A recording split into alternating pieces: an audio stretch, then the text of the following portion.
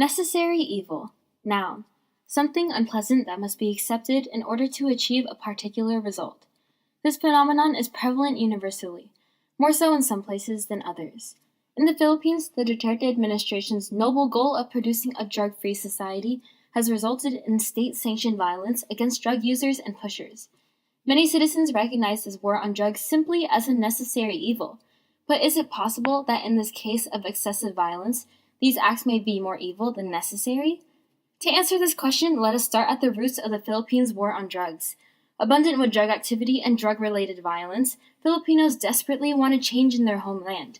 The answers to their prayers came in 2016 when Rodrigo Duterte was elected president. With the campaign centered on a hard line against drugs, Filipinos were optimistic for the measures that Duterte would put in place to reduce the prevalence and dangers of drugs in their society.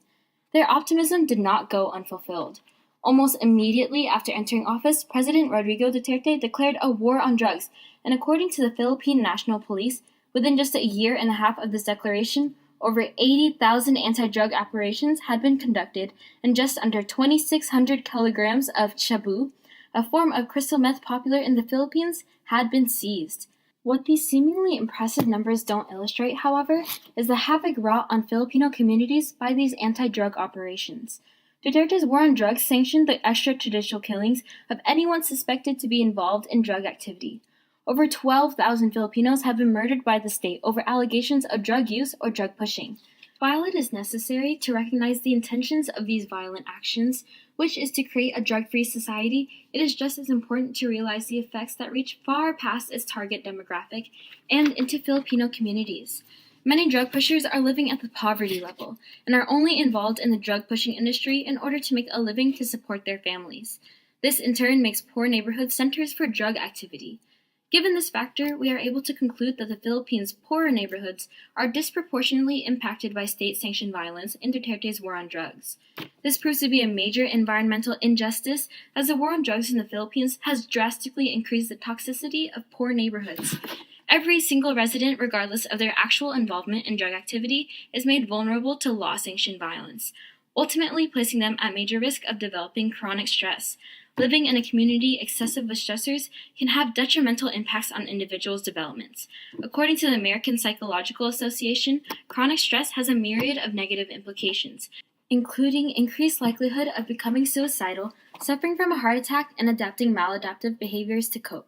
Additionally, the incredible anti-drug sentiment brought about by the war on drugs has made it nearly impossible for programs that promote safe substance use to continue to operate.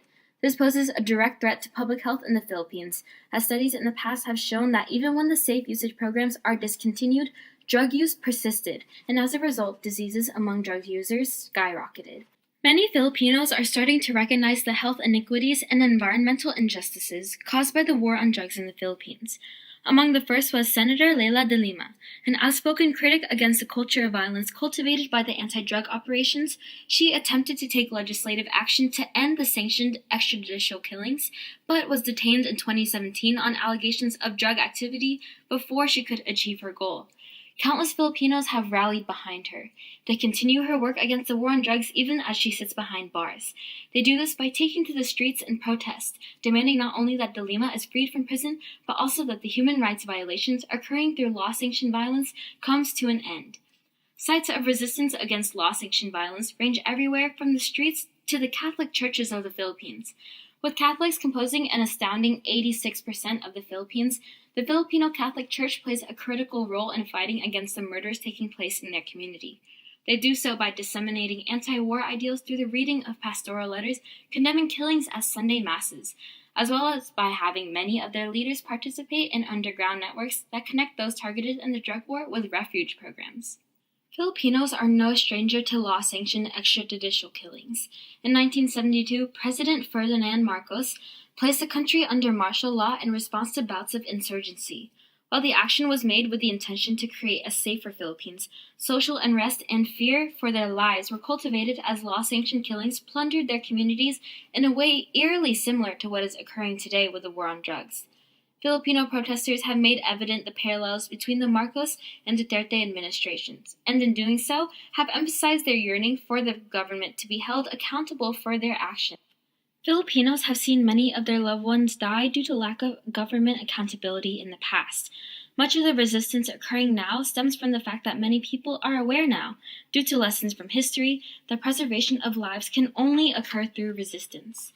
Now, revisiting our question posed at the beginning, is it possible that this war on drugs in the Philippines, commonly identified as a necessary evil, is more evil than necessary? To be quite honest, there is no clear answer to this question. However, one truth prevails. Using violence to combat illegal activity simply cannot affect only the intended criminals. The effects of violence are boundless and often unpredictable. They threaten whole communities as well as individual development. All in all, it is important to recognize that violence, indeed, is never the end-all be-all answer.